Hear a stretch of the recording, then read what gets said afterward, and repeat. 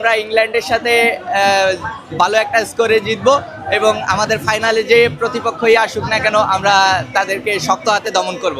যদি Argentina FIFA কিনে নেয় তাহলে তাদের আমাদের বাংলায় যেটা বলি হ্যাডম আছে, আর যদি আর কিছু কিছু দল আছে টাকা খেয়ে দ্রুতই বাড়ি চলে গেছে। এটা আর্জেন্টিনার পাওয়ার যে আর্জেন্টিনা ফিফা কিনে নিছে।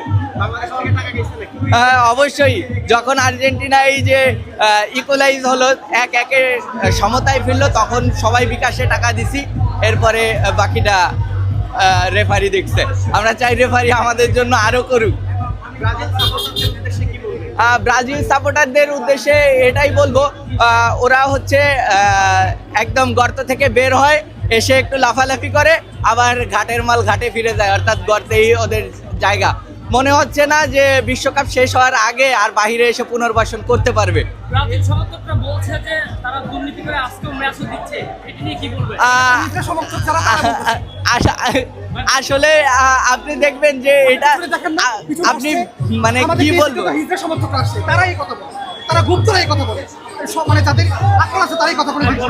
ওই যে পিছনের দিকে দেখেন যারা হিজড়া, যারা এই কথাটা বলে আসলে তারা মেরুদণ্ডহীন কেঁচোর মতো প্রাণী। দেখবেন তাদের এই আর্জেন্টিনা কিনে নিছে, এইটা কিনে নিছে, আসলে একটা বিলাপ মারে।